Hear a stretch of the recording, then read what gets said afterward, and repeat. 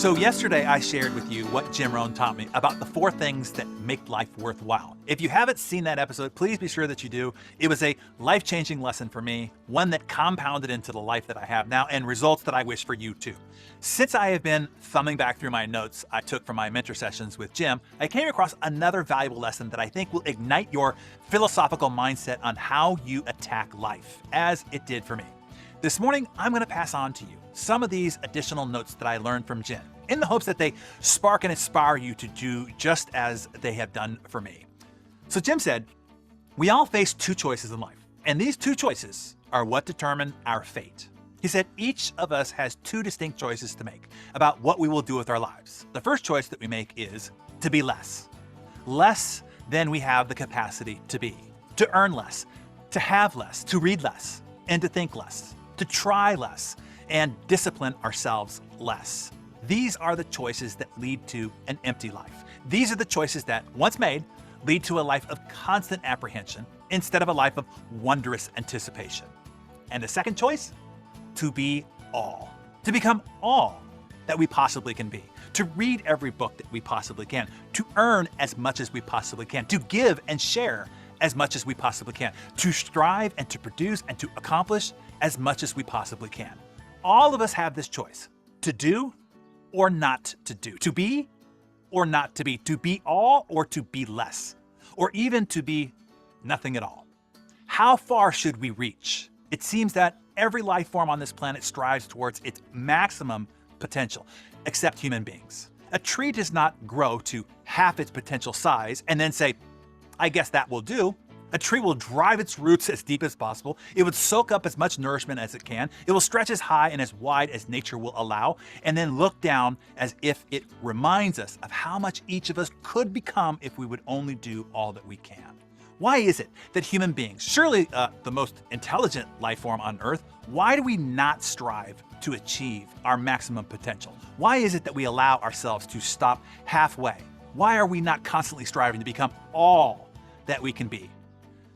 The reason is simple. We've been given the freedom of choice, and with it, many of us make the wrong choice. In most cases, choice is a gift when it comes to doing all that we can with all our abilities and opportunities. Choice can sometimes be more of a curse than a blessing.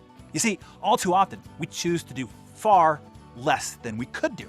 We would rather relax under the shade of the growing tree than to emulate its struggle for greatness.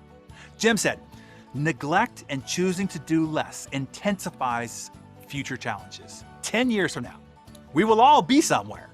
The question is where? Now is the time to fix the next 10 years. One of the best ways to minimize future challenges is to anticipate the results of our current neglect. This begins with asking ourselves important questions about our attention to the basics. How many books have I read in the past 90 days? Have I taken any new courses? How regularly did I exercise last month? How much of my income have I saved and invested in this past year? How many cards and letters have I written in the past week? How many times have I written in my journal this month, studied my goals and plans? The answers to these questions and many other questions provide us with the vital information about the potential for progress and our future rewards. If we cannot discipline ourselves in the small things, we will lack the discipline to capitalize on the great opportunities when they appear. Every error is defeated by disciplined activity. It paves the way for our future success. And that is how the life puzzle is completed, a single victory at a time. Our ultimate life objective should be to create as much as our talent, ability, and desire will permit. Like the tree, it would be a worthy challenge for us all to stretch upward and outward to the full measure of our capabilities. Why not do all we can, every moment that we can, the best that we can, for as long as we can? To settle for doing less than we could do is to fail in this worthy undertaking, this life, the heroic journey that you're on. Results are based on the measurement of human progress, not conversation, not explanation, not justification, results. And if our results are less than our potential suggests that they should be, then we must strive to become more today than we were the day before. The greatest rewards are always reserved for those who bring great value to themselves and to the world around them as a result of who and what they have become on this epic journey. Inspiring words, right? I hope that they inspire your life as they have inspired mine. So Darren Daily Community, tell us what you choose. Is it to be all you can be, right? I choose all in the comments below, if so.